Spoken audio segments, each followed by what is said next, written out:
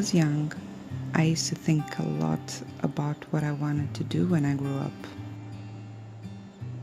People ask me, and the only right answer in my mind was, when I grow up, I want to be a mom. I wanted to fall in love with my best friend, get married, have 3 kids, and live happily ever after. But people kept telling me that was not a profession. How will you earn money to feed your child? Or to pay your house, your bills? So I kept thinking, I have to do something that is enjoyable.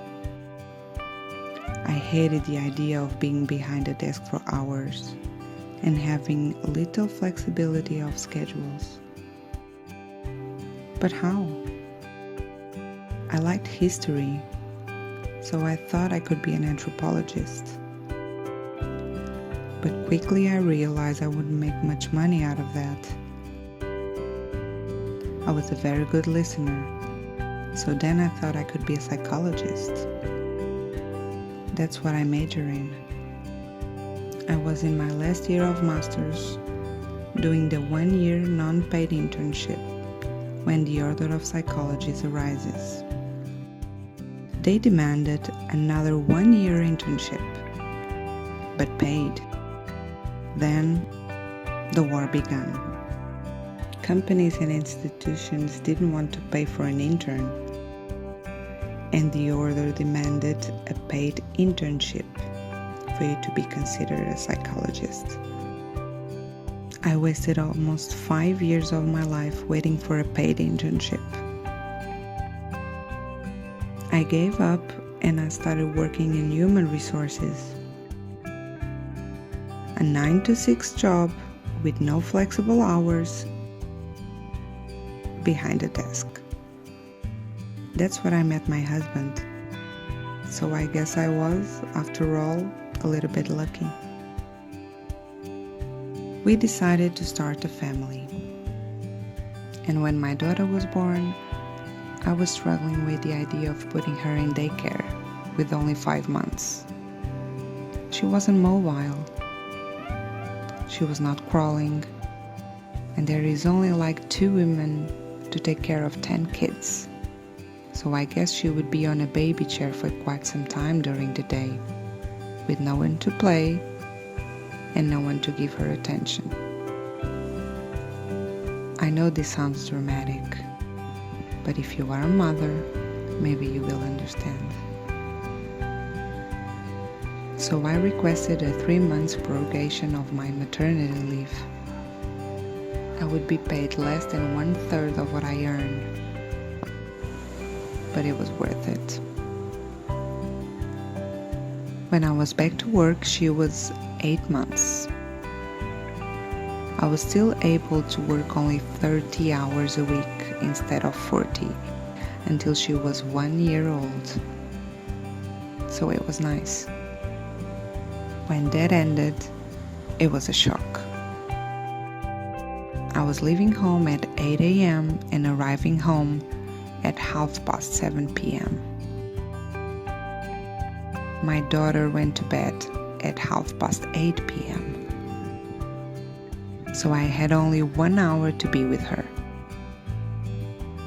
On that hour, we had to make dinner, give her a bath, and put her to bed. There was almost no time to cuddle, to play with her, to be silly or sing to her like I used to do. All was so rushed up. I began to feel like I was a bad mother, an absent mother, or not even a mother maybe, since I felt I had my daughter for others to raise. It all seemed so unfair and absurd. But everybody was doing the same thing. Everybody worked full-time. I felt it like I worked full-time in that inflexible, behind-the-desk job that I loathed when I was young. And I was not even a part-time mom. I job that once upon a time I dearly wished to have. I wanted to have more time with my husband, my daughter. I wanted more time taking care of my home, either cleaning or cooking or organizing. I wanted to be the one to cuddle my baby all day when she was sick, and not be looked down upon because I was missing work. I wanted to leave my daughter late at daycare and grab her early to eat ice cream or go to the park. I wanted time. I was beginning to feel very unhappy, depressed and revolted. And it was affecting everything. My relationship with my daughter, my husband, my family, and especially my mental health. I was a wreck. Sometimes I had difficulty organizing my thoughts. In my mind, they seemed very messy. But when I wrote them down, I could organize them, and they started to make sense. I had to do an unrelated surgery and spend some time at home recovering. I started to slow down, taking over the house chores that I loved, exploring new hobbies like candle making, picking my daughter early from daycare. It all seemed very dreamy. It was the life I always wanted. So how could I turn that momentary freedom in a constant reality? After months of sadness, trying to find a solution, I decided to really talk to my husband about it. After a lot of conversations, brainstormings, math, and finance checks, we decided I was going to quit my job. It was the most absolute liberating and relieving feeling. It's almost impossible to describe how cathartic that decision was.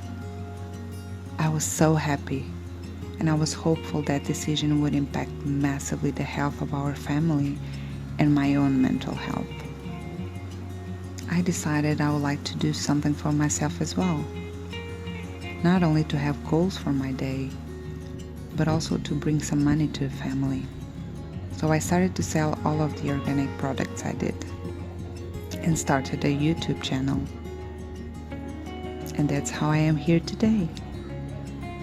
And now I don't have to feel guilty anymore if I miss work to be with my sick daughter. I don't feel shame anymore to ask for an afternoon off because I have a Children's Day party at my daughter's daycare. I don't have to run out of work because my husband is already home trying to comply to all of my daughter's call for attention while making dinner for all of us. I am there every time that I'm needed.